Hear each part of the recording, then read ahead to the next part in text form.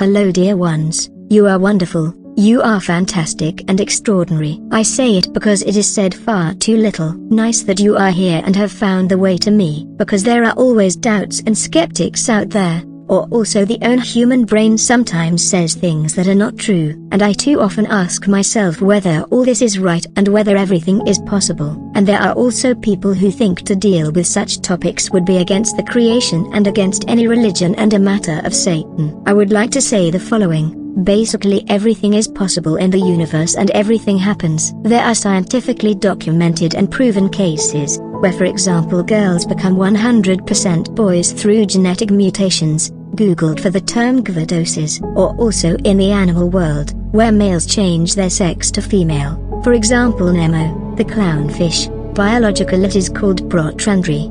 The other way round it also happens, of course, and also otherwise it should be said that nowadays there are many things that people could not have imagined 100, 50, or even 20 years ago. The technological and also medical progress of mankind is rapid, but unfortunately we are stuck in this spiritually, humanly and on an emotional level. Too many people are driven by their own ego, but they forget that you cannot take the collected material possessions with you to the grave. In the end, all baggage, all material things have to be given up and they remain in the world. Yes, we have developed technologically very quickly and well. We can communicate with anyone in the world in real time. We can travel the world in a short time by airplane. We can even leave the earth, partly already explore space. We can cure incurable diseases. We can replace amputated legs with prostheses and walk again. We can laser the eyes to see better again. We can use hearing aids and hear again. We can use pacemakers and bring the heart back into harmony. We can implant organs and save lives. Soon it will even be possible to manufacture them artificially. We even have a library of unlimited knowledge that is constantly growing. Admittedly, there is a lot of bullshit in it, but the internet is a real asset. You search for something, you Google it, you find it.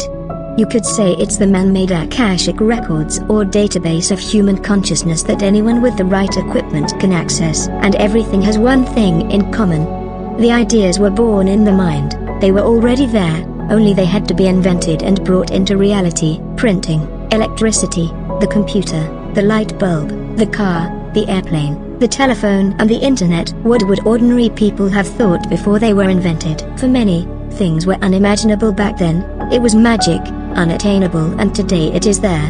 What will there be in 50 years, 100 years, 500 years? History shows that it can and often does err and acts violently against them. For example, Galileo Galilei, a heretic. Giordano Bruno, burned by the church. It is still like that today. Some people don't like the topic, but here in Germany and certainly everywhere else, if you warned about the risks of vaccination, you were laughed at. And you were immediately discredited, even if you argued scientifically and well-founded. Was there more to it than that, or why did the politicians, rulers act so aggressively and without compromise against people who had a different opinion? Why were famous people, singers and actors used for a global advertising campaign? We live in a free country, with freedom of expression, so it doesn't matter what others think. Does it? A democracy and a free world should tolerate different values and opinions. Those are its core values. Equality of everyone. The only thing I can say is that every human being should read up on the time of enlightenment. Immanuel Kant and his essay What is Enlightenment is a good inspiration. But back to the topic. What can we and the mankind not do? We cannot successfully treat our own mind with drugs. You cannot simply erase the grief of a loved one who has died. You can't treat burnout and depression 100% and successfully with medicine. You cannot treat a broken or wounded mind with medication or technology. You have to do it yourself, no matter how painful it is. What can you do yourself? Inner work, self-reflection, getting to know yourself.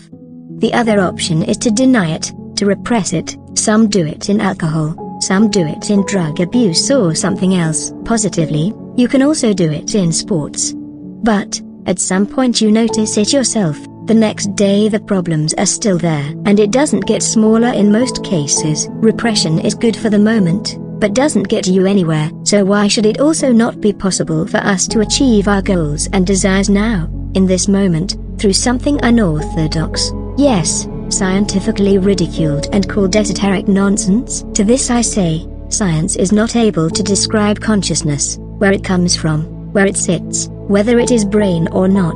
Even the Big Bang is only a theory, and over 90% of marine life has not been studied. The self-healing powers of the body are also difficult for scientists to describe and fathom. They take refuge in excuses, talk about the placebo effect. Where does the placebo effect come from?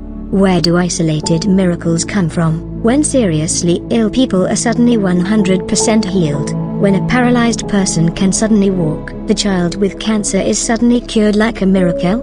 Near-death experiences that are described in great detail, where the patient was clinically dead and can describe everything. Quantum theory, formerly laughed at and today a recognized field of research. The secret services and the military, which have been researching for 20 years and certainly still today in the areas of consciousness, their manipulations, etc. And also the pharmaceutical industry is researching medicines from indigenous peoples and their remedies. They use herbal products that help better than their chemical products. Why have herbal drugs or mushrooms now been approved in Australia as a medical treatment for people who cannot be treated with antidepressants? Through this treatment, the patients go into their inner world, their unknown world, find out the reasons for their traumas and are able to solve them with success, because otherwise this procedure would never have been approved. For those who are interested, there is a documentary about it on Netflix. The other day I saw a picture of a big fire in Hawaii. All the houses are burned.